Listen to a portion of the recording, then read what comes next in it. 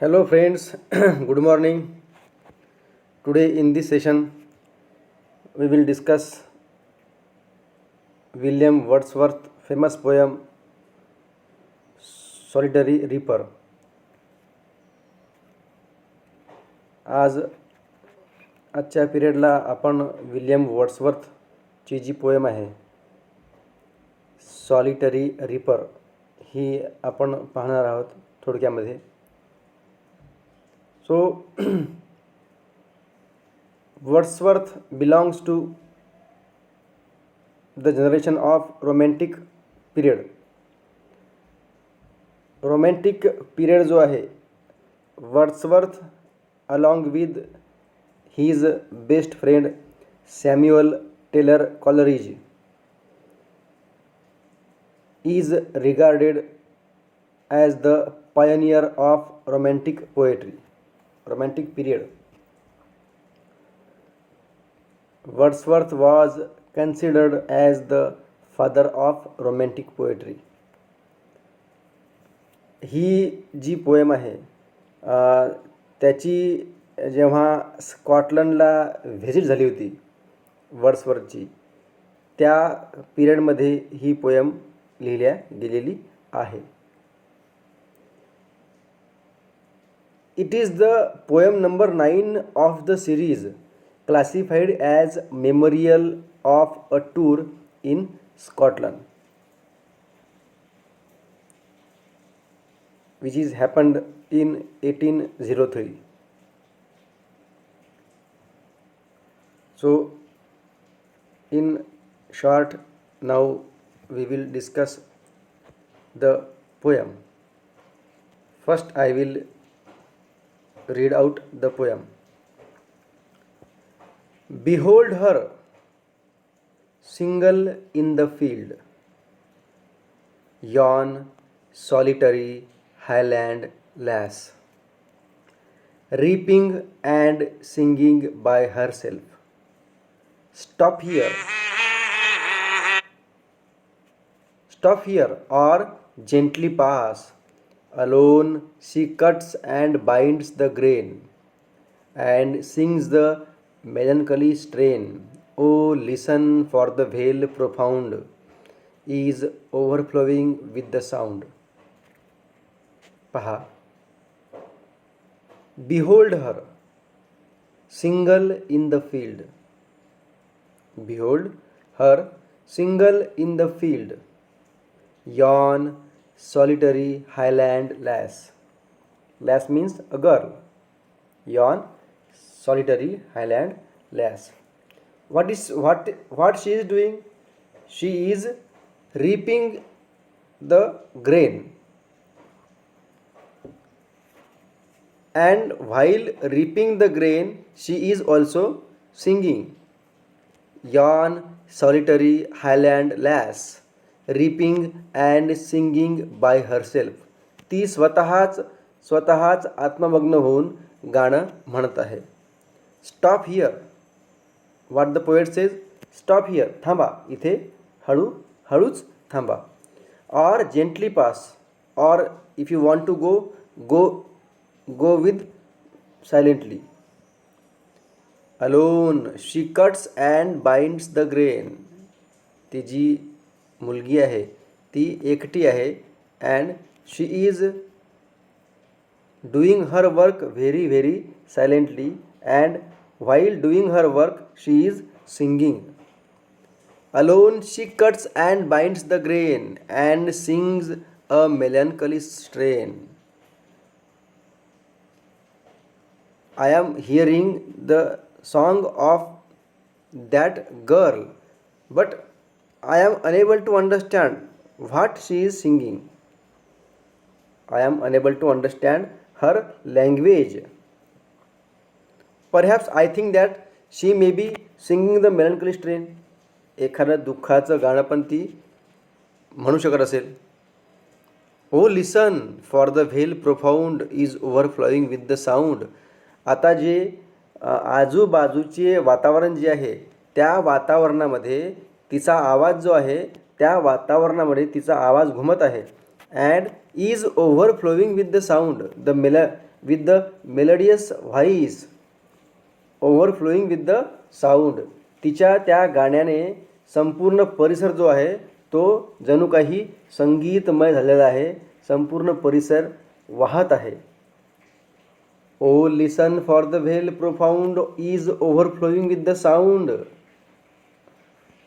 No nightingale did ever chant more welcomes notes to weary bands. तिचा her voice is so much sweet that it cannot be compare with the nightingale. Her voice is sweeter than nightingale. बुलबुल पक्षापेक्षाही तिचा आवाज अतिशय मधुर आहे. More welcome notes to weary bands of travellers in some shady haunt among Arabian sands. A voice so thrilling never was heard. एवढा thrilling आवाज, एवढा सुंदर आवाज मी अजूनपर्यंत ऐकला नव्हता. In spring from the cuckoo bird breaking the silence of the seas among the farthest Hebrides. आता हे तिच्या आवाजामुळे संपूर्ण आजूबाजूचं वातावरण अत्यंत भारलेलं आहे. The poet raises the question himself, will no one tell me what she sings. आता पोएटला असा प्रश्न पडतो की कोणी मला सांगेल का what she is singing. What is the theme of her song. What is the subject of her song. Will anyone tell me. Perhaps. आता तो he is trying to guess the theme of her singing. Perhaps the plaintive number flow for old unhappy far off things. होऊ शकते की जुन्या कुठल्या तरी गोष्टींबद्दल ती दुःख व्यक्त करत आहे. Perhaps the plaintive numbers flow for old unhappy far off things and battles long ago. Maybe she is singing for the battles which had happened earlier. सांगता येत नाही. ती युद्धाबद्दलही बोलू शकते. कुठलं एखादं युद्ध जे आधी झालेलं असेल त्या युद्धाबद्दल ती शोक व्यक्त करत असेल किंवा काही. But I don't know what is the theme of her singing. Will no one tell me what she sings. Perhaps the plaintive numbers flow for old, unhappy, far off things and battles long ago.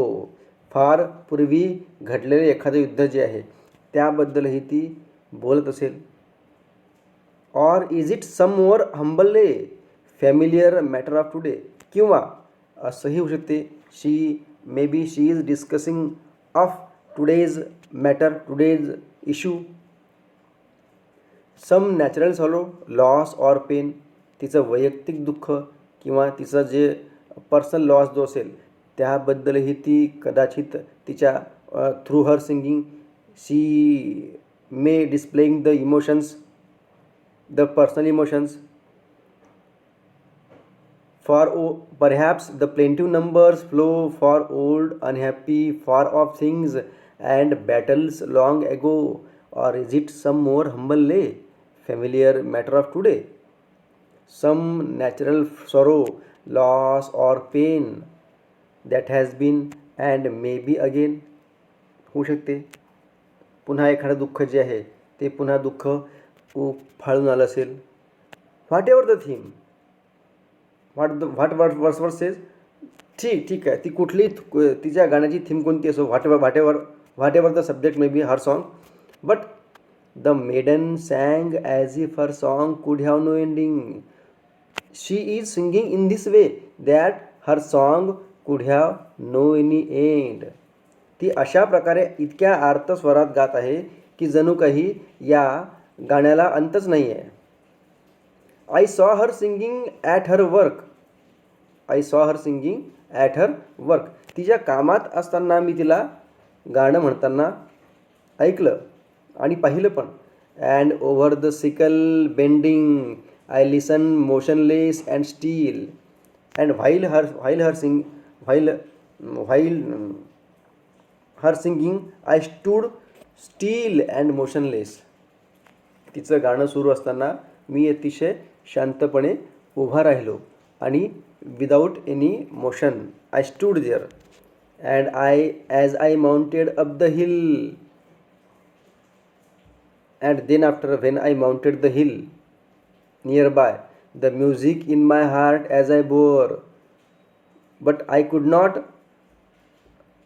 unheard the song. I could not unheard the song of that lady, of that girl, Highland girl.